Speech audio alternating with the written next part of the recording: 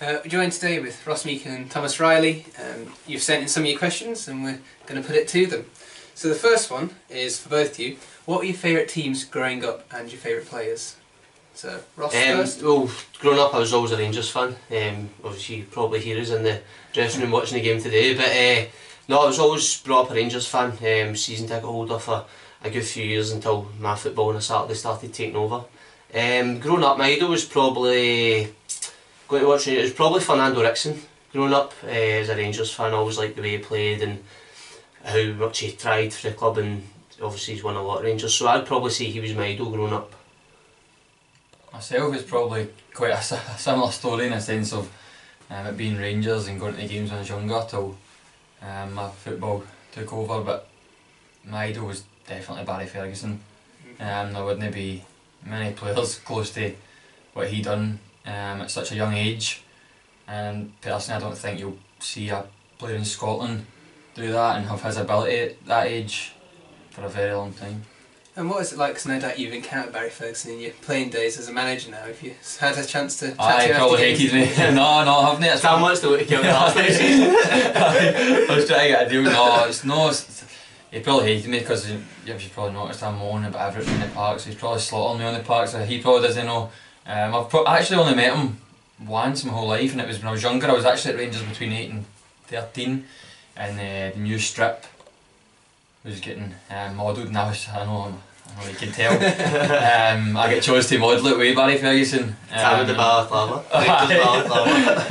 No, I was a bit starstruck, but no, that was probably the only encounter I've had with him. But as I say, when he was a club manager playing against him, he wasn't a nice manager either, to be honest. When I could hear him shouting at the side, but I tried to block that out for the sake of him being a hero growing up. Alright, cheers for that. And this question is from Craig Beattie. What are your day jobs? I'm an apprentice joiner, so if you want to inbox down he's actually You'll stadium a lot. I do air conditioning, so if you're too warm, then I'll help you out. But no, that's what the Bathers do. We've only both started it since we signed with Forfar, which is it's quite ironic to Tuesday everything is together in a sense, which I know is one of the questions coming up. But we're enjoying it. I'm enjoying it. Ross is just about boxing everything in, but it's something different because I've never done it. I came out of full time and I done coaching, which is still football. So I was going to carry on, and when I got the opportunity to have a real job, as they say, I jumped in, and I'm still enjoying it so far. All the best with that. This one is also from Craig Beattie. Do part-time players have to watch their diets and alcohol consumption levels in the same way that full-time players do? So, are you allowed to eat drink at Christmas? Of course. I mean, it's different. This year's the first year ever I've had to be able to celebrate Christmas properly, because normally we've played either Boxing Day, it's been the 27th in the past, so I would never drink that close to a game. But in general, overall season, I mean, boys do look after themselves well. At part-time level now, we don't have a strict plan. You must eat this, you must drink this, but boys generally do look after themselves a lot better than probably years gone by at part-time level. I'd say they need to. As the question is, I reckon you need to more at part-time because you're not training as much.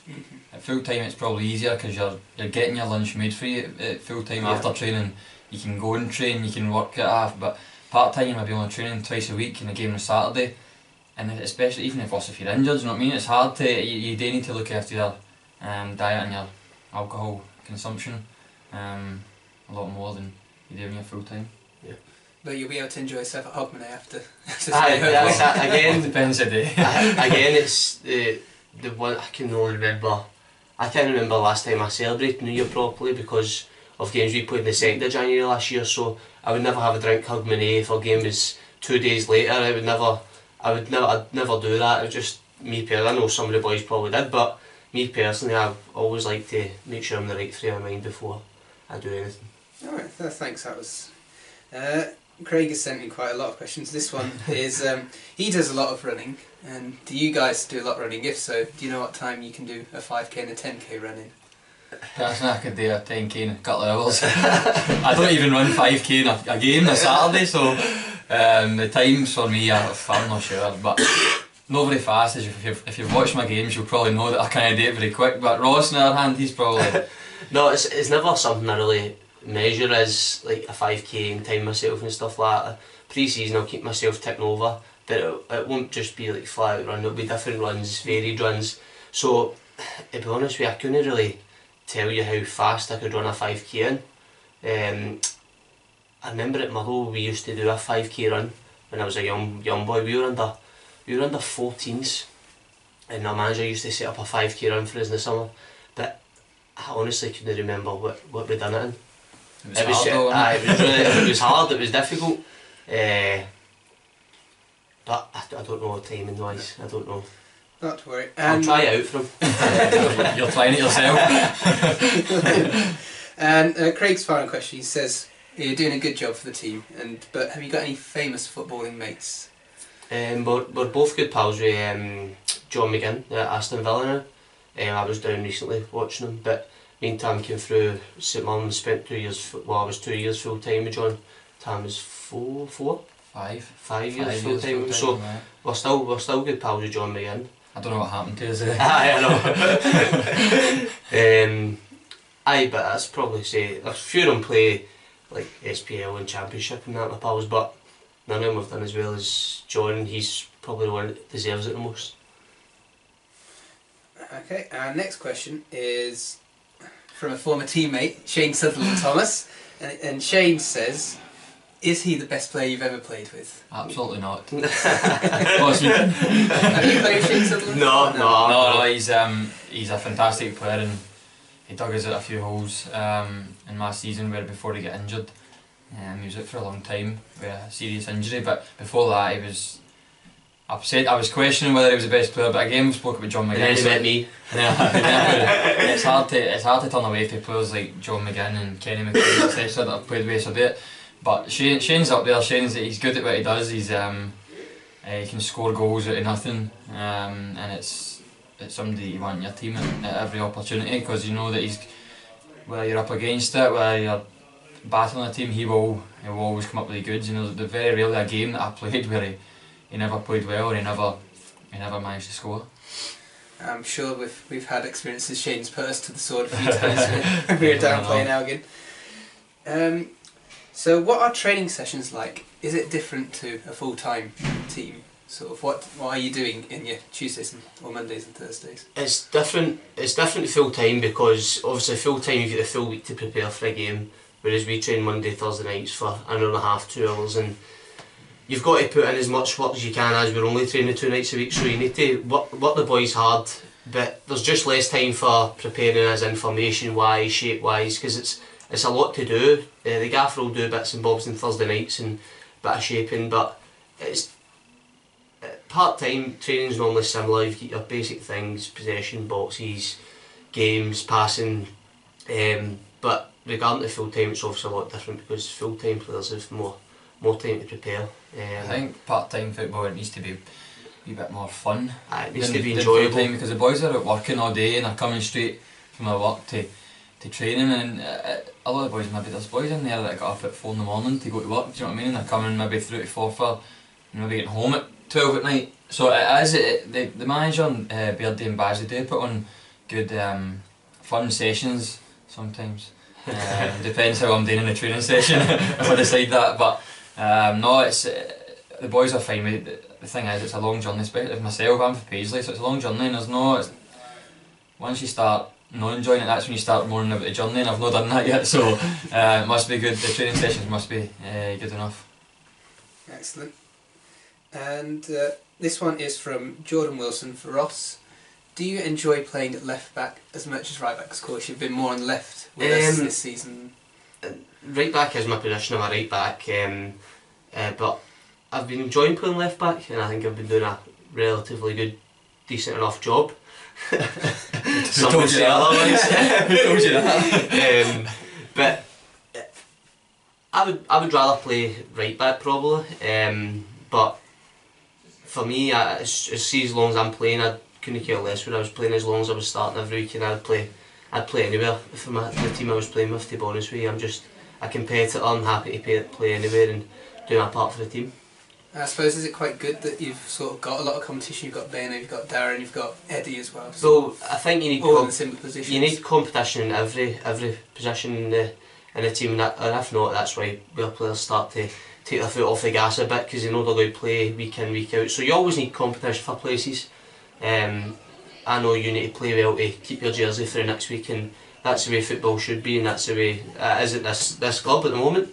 So it's only healthy. It's only healthy. So no, but I would rather play right back, but I don't mind playing left back at all. As long as you're on the pitch. That's it. Question. This one is from Kevin Ross. Did you know each other before you joined the Loons in the summer?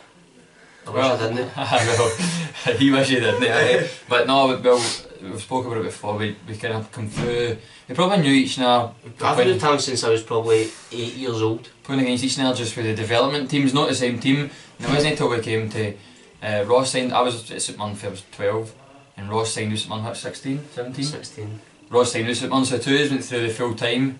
2 years at full time or 3 years at full time together, so that's when I finally met somebody that I wasn't really keen on. Somehow I've managed to be at Forfar with him, so it's, but no, back to the coaching, we were talking about our jobs. Ross done the coaching with me as well, so we've always been pals, and you've always been pestering me. Pretty much, I agree with that, don't worry. So that, in that sense, we did know each other for, if he was 8 years old, as he says. Oh, excellent. And Kevin Ross also asks, what was it that helped you join Forfar? What was sort of the... why did you sign for Forfar? What was it? Dan would like me to say him, but no, my story was we won promotion through the playoffs last year, and the gaffer came to one of my playoff games, and so did Birdie, and the playoffs weren't even finished yet actually, and get a phone call for the gaffer, spoke to him, spoke to Birdie. Obviously I knew Tam was close, and so I spoke to Tam, and it was mostly the ambition of the club. They've got ambition going forward and want to be around the playoffs, want to get out of this, get promoted, win leagues, and as a player that's what you've got to look forward and what's your best chances there, because it's a short career, so you need to look what you're going to do best in. I mean,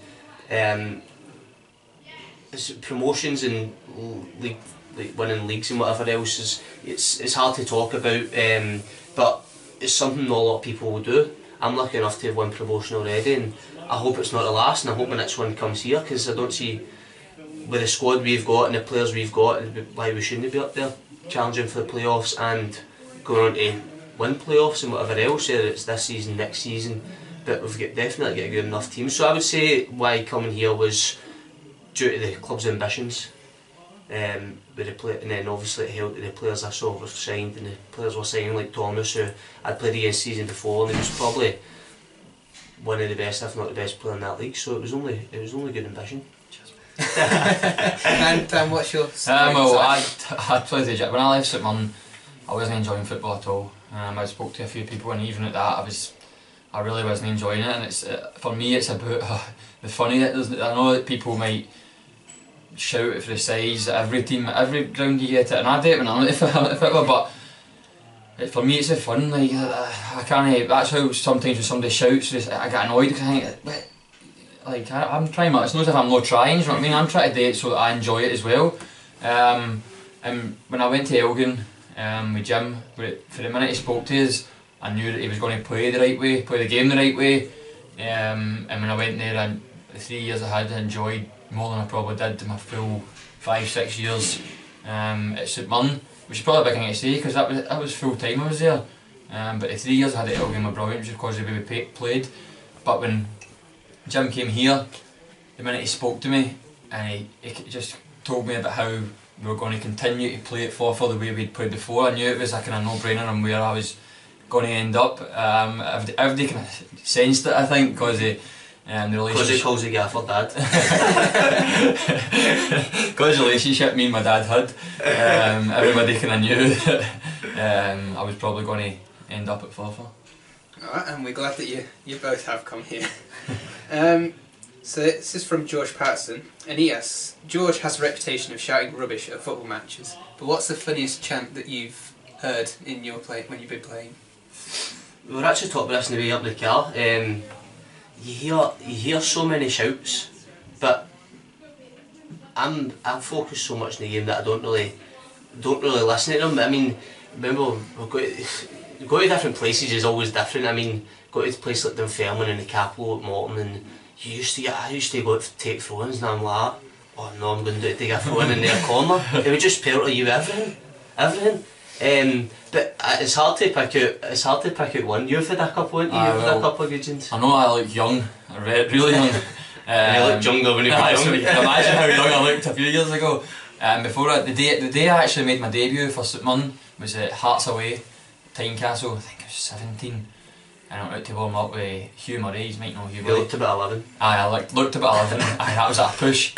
And when I was running down the line, hurling abuse at me and trying not to look. This is the first time I'd run a bench for the first team as well. Hugh Murray's like, ignore them. And one guy leaned right in front of my face. He was like, have you done your homework yet? Does your mum know you're allowed it? No, I was like, I don't want to warm up.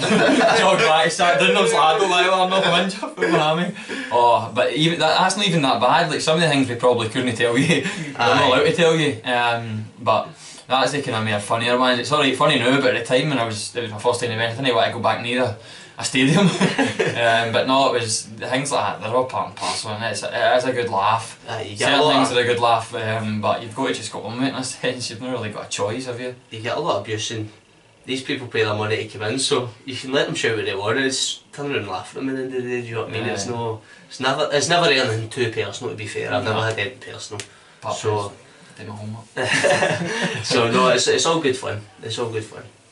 Excellent. So this is our 8th local derby, including cup countries in the season. Do players get as excited and pumped for these local derbies as the fans do? Because obviously most of you, Mark Callum is the only one who's actually from Angus, so does it have the same feeling?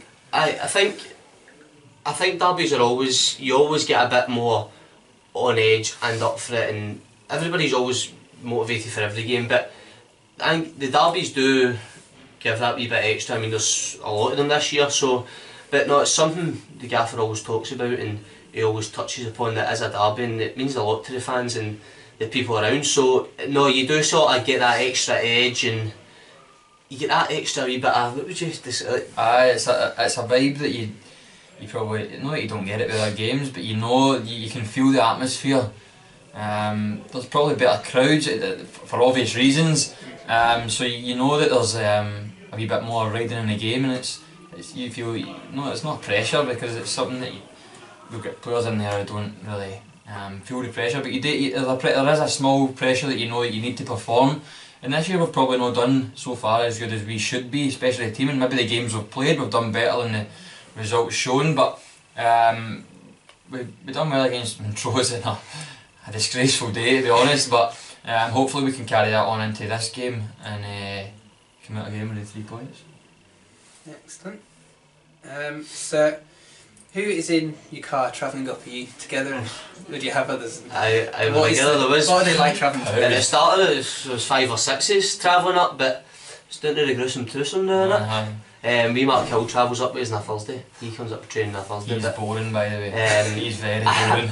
I don't know if he's sitting like that all the time. He just sits.